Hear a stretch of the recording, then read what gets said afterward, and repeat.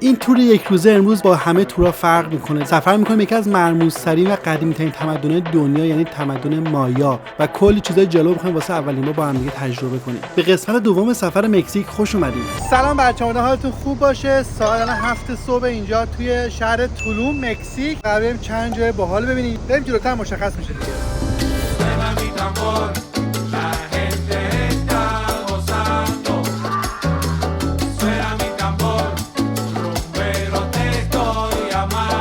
واسه شروع سفر می‌ریم که از دریاچه مقدس قبیله مایا رو با هم دیگه ببینیم. قبلش هم یه سری مراسم هستش که بعد به جا بیاریم و حالا بقیه‌اش خودتون ببینید. داریم میریم به نقطه مخفی. یه اتفاقی میخواد بیفته بهتون نشون میدم.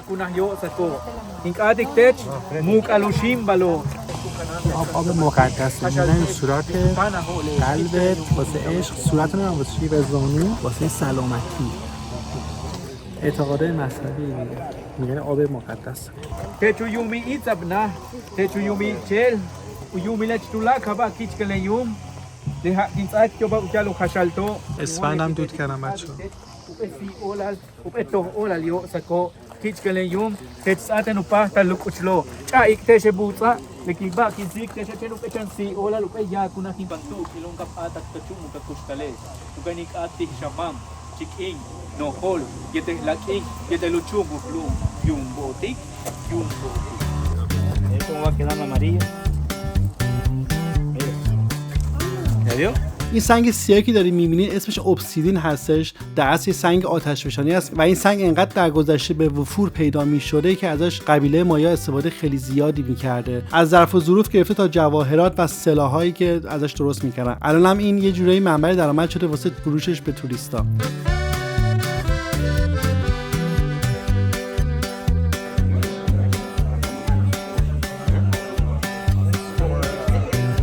بچه من این دستبند رو خریدم از این سنگی که درست شده در موردش حرف زدن، obsidian. و جالب این چیه؟ میگه سنگایی که شما میخرین در اصل باید اکتیو بشه توسط این آقای روحانی به اصطلاح. حالا ما باید اکتیوش کنیم. حالا اوکی سکون arash nukai ni kubapi shanti no hochiunsil nukin ati kich kalenyung ku kanantet yetle chansi olal kapisi ku chala tsata winkili ku chala kananta chalu mista tech kakas ik chalu sivite chto olal chalu sivite chiyakuna kin ku kain tunin ati shamanti chikinti no kolyete lakin kashik tawete sansamalkin sukunto olal tech tapuksik ayumbotik الان اکتیو شده. الان کار میکنه. قبلش کار نمیکنه. بدوزینش کار نمیکنه. الان اکتیو شده میندازیم اینجا و انشالله که سبب خیر میشه دیگه. آقا در مورد این بگم اینا همه چی به اعتقاد برمیگرده دیگه. اگه اعتقاد داشته باشی شاید یه انرژی بده. اگه اعتقاد نداشته باشی اصلا بهت انرژی نمیده. منم به نظر همه اینا بیزینس و بازیه که تو اینا فروش بری. یعنی ما آوردن اینجا، ما اومدیم طبیعت هم بگردیم دیگه. این همه کلا وقت گذاشتن توضیح میده. حالا سنگش ممکنه که ارزش داشته باشه ولی خب گفتش که این سنگه همینجوری کار نمیکنه، بعد اکتیوش کنین. انگار سافر خریدی، انگار برنامه نرم افزار خریدی. گفتم واسه اکتیویشن بعد پول بدین که گفت نه دیگه روشه دیگه. حالا خلاص اینم اکتیو کردیم باشه. من دستم خوشم میاد اینو گرفتم.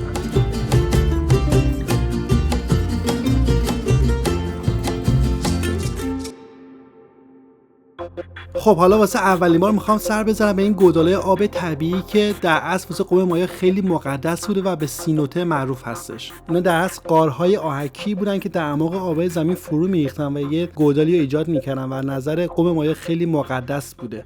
اهالی قوم مایا از این دریاچه‌ها واسه پرستش خدایان و تقدیم کردن هدایاشون استفاده میکردن. جالبه بدونید که این هدایا خیلی وقتا انسان‌هایی بودن که در راه خدا به اصطلاح قربانی میشدن و اینجوری بودی که قلبشون رو زنده از بدنشون در می آوردن و اجسادشون رو به این گودالا مینداختن.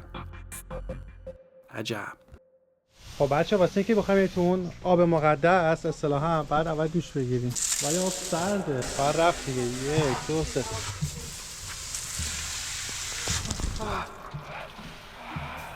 خب بریم به سمت چشمه آب سینوته. اوه همینجاست. ببینیم اول چه ویوی داره. اوه چه قشنگه.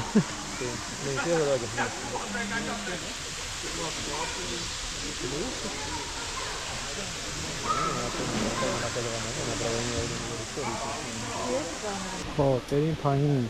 چه ارتفاعی داره ولی الان حدس میزنم آب خیلی وسط باشه با اینکه هوا گرمه. مراقب باشم نیفتم. منظره عالی ها. یه رنگین کمون ریزم اینجا تشکیل شده، من میبینی یا نه؟ یه ذره دوره ولی خیلی خوشگله همچین صحنه. به به بچه این جلیقه‌های نجات هم اجباریه، بابتش $3 میگیرن ولی اجباریه، بدون این نمیشه وگرنه عمقی نداره اصلا. یه رنگین کمون اینجاست.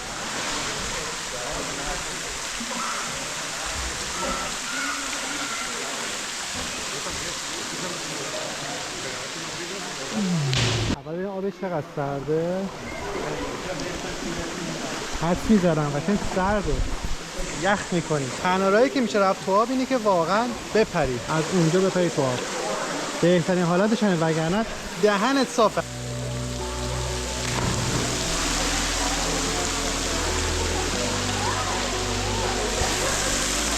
رنگین کمون یه دونه اینجاست، یه دونه هم اینجاست. خیلی اصلا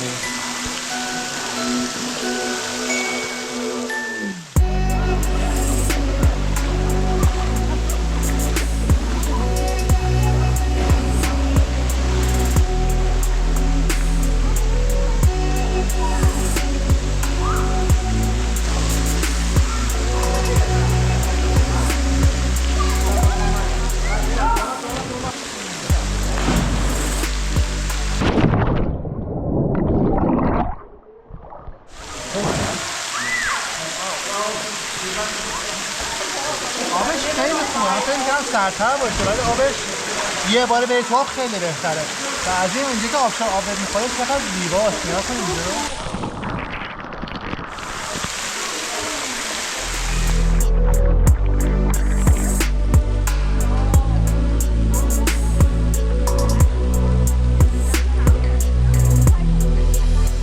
آخیش حسابی چسبید تو این هوا. من فکر می‌کردم یخ می‌کنم ولی هوا انقدر گرمه جواب داد با اینکه خورشید ولی الان خورشید پشت شماست دوباره. خیلی خوب بود، روحیه‌مون جلا پیدا کرد اصطلاحاً. چی می‌گم؟ یس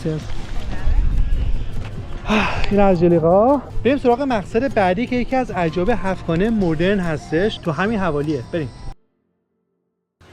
خب بعد از اون آبتنی باحال یه سلف سرویس هم میچسبه دیگه. اینجا همه اقسام غذا هستش.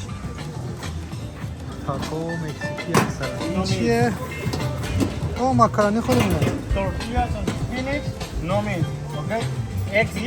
من دیگه نمیتونم صبر کنم. بریم. این هم شد ترکیب غذایی سمی من.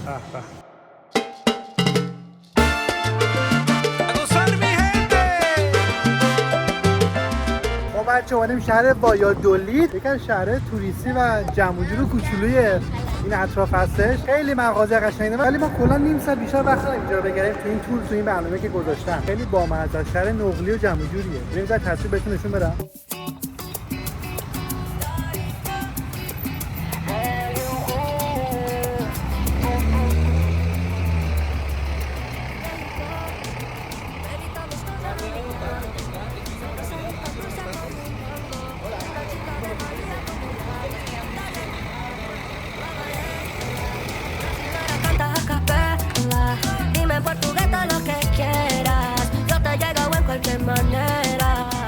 لباسای دختر مدرسه‌شون چقدر بامزه است. یه دامن قرمز و مشکی دارن، شبیه لنگ خودمونه. لباسای پسراشون پیرن سفید با کراوات می‌بینیم. کنارم فکر کنم معلوم باشه.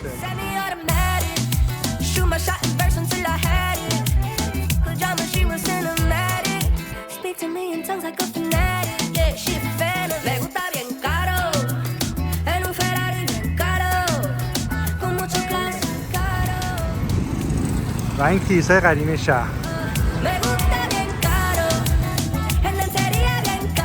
بچه نماد اصلی، رنگ اصلی این شهر، این رنگی که دارم بهتون نشون میدم، رنگ خردلی دیگه. نگاه کنید همه جهت تا آبر پیاده‌ش هم میخواد رنگاش اینجوریه. حتی دیواره کناریش و بعضی از خونه‌ها خیلی رنگو شما تو این شهر می‌بینید. رنگ شادیه. واقعا هم خیلی حس خوبی میده آدم وقتی رنگو نگاه میکنه تا اینکه بخواد رنگ سفید و خاکستری و سیاه فقط باشه.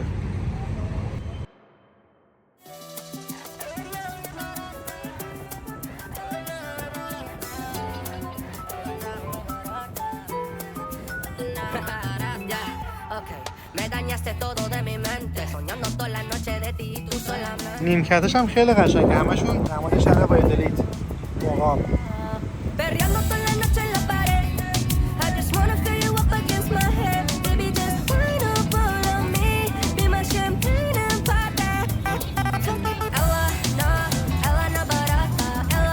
بستنی فروششون خیلی بامزه.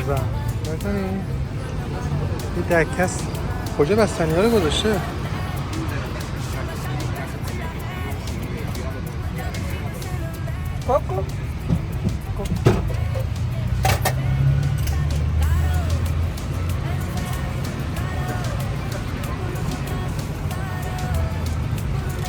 بچه ها اینجا اسپانی بعد نباشین لنگ میمونیم. مثلا چند تا الان اسم گفت پرس ها بستنی، من گفتم چیه؟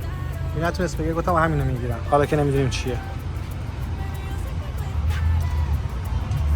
اینه. مرسی. gracias. این ایده صندلیاشون خیلی بامزه است که آدم میتونه کنار هم دیگه بشینه و صحبت کنه. یه جور دیزاین کردم، من تا الان اینجوری ندیدم، خیلی باحاله. مثلا کنار خانم هم میشینم اینجا بستنی با هم دیگه میخوریم صحبت هم میکنیم.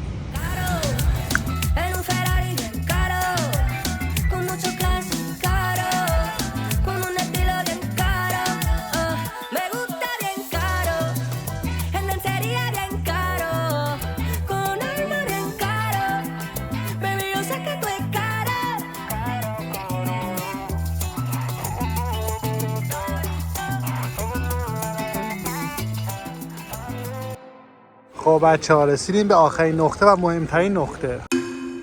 اینجایی که من الان وارد شدم یکی از قدیمی‌ترین، با شکوه‌ترین و اسرارآمیزترین تمدن‌های تاریخ بشریت هستش، تمدن مایا. این تمدن تقریباً 2000 سال قبل از میلاد مسیح و در میانه آمریکای مرکزی به وجود میاد.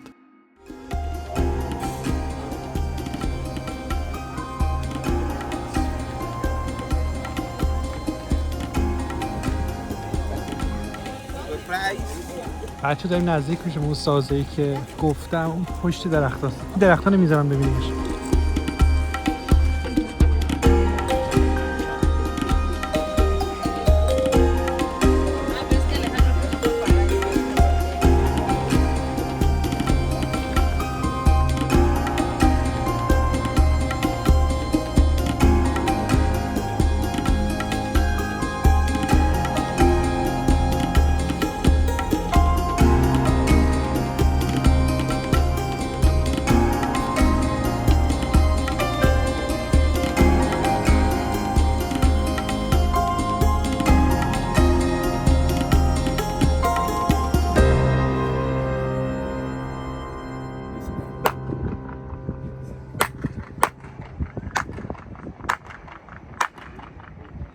این زمین بازی و محل جشنایی بوده که اینجا برگزار می‌شده و این بازی هم خیلی خطرناک بوده، واسه اینکه حلقه‌ای که اون اطراف می‌بینید در موردش بیشتر توضیح میدم. یه بازی صورت می‌گرفت و کسایی که توش می‌باختن همینجا دقیقاً قربانی می‌شدن، سلاخی می‌شدن رسما. تو این بنای بزرگ که می‌بینین یه چیز عجیبی هست اینجا، نگاه کنین حلقه رو. این حلقه معمولی نبوده، این دست اینو گشوده اینجا به خاطر نور خورشیدی که اینجا که فهمیدم از اون سمت وقتی طلوع می‌کرده و اون سمت وقتی غروب می‌کرده یه سایه‌ای مینداخته روی این دیوار. خلاصه از روی این سایه اینا کلاً تقویمو در میآوردن دیگه. خیلی جالبه نه؟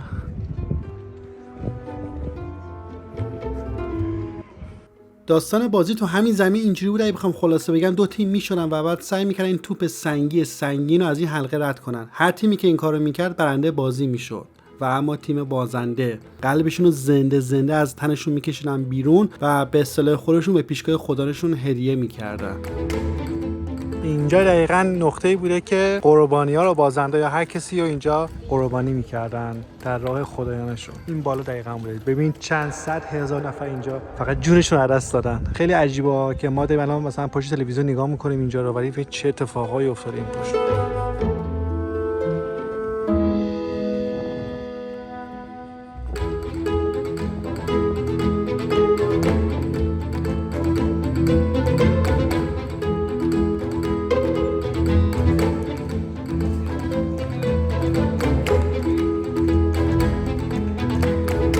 خب بالاخره رسیدیم به این نمادی که کلی منتظرش بودیم. اینجا در اصل قبلا شهری بوده به اسم چیچن ایتزا و یکی از معروف‌ترین ساختمان‌ها هم اینجا هستش که حدود 200 سال پیش میدن دست میزنن. حالا واسه میگم که چرا دقیقاً این دست دارن میزنن. 200 سال پیش پیداش کردن اینو.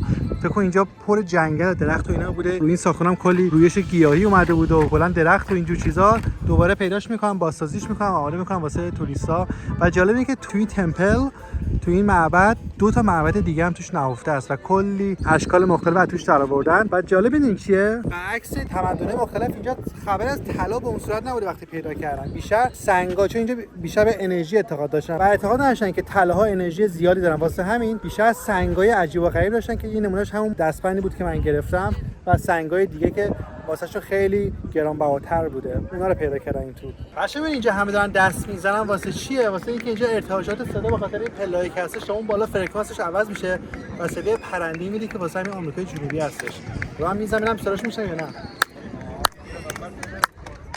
اینجا نمیشیم. چرا؟ واسه که ما تو مرکزش قرار نیستیم. حالا بیا وسطش. دقیقاً وقتی مرکزش قرار میگیریم دستی که میزنیم صدا پرنده میاد.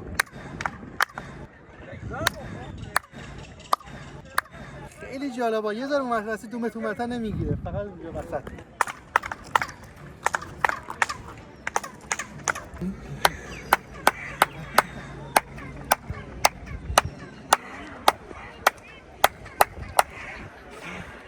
Somebody will discover this by accident. همونجوری که گفتم وقتی روبروی معبد قرار میگیریم و دست میزنیم ارتعاشات صدای ما برمیگرده به عنوان یک صدای پرنده که به اسم کواتسال هست اینجا معروفه و پرنده مخصوص آمریکای جنوبی. چه پرنده خوشگلی هم هستش. خلاصه عجب معماری داشتن قدیما.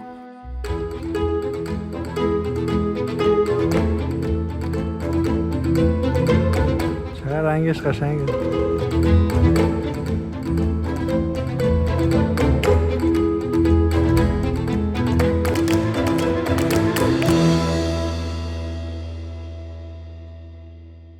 بچه دستفروشه پشت سر من نگاه میکنی؟ همین دستبندی که بود یارو اکتیو کرد و گفتش که چقدر، من 1000 پزوس پول دادم بابتش. دست میگفت 1800 تا دیگه 1000 تا داد. حالا اینجا آخر وقتشون جمع میکردن، طرف از 600 تا فقط شروع کرد تا بابت میشه تا 50 تا اومد پای من دیگه، چون گرفتم گفتم نمیخوام، ولی نه اکتیویشن نداشتش. میخوام بگم خلاصه همین سرکاریه. البته که با اکتیویشن اون دعا و جنبلش رو من اعتقاد نداشتم، ولی خلاصه واسم این حرکت جالب بود، فقط گرفتم. میخوام بگم ببین تفاوت قیمت رو چجوری تو پاچه ملت میکنن. عجب.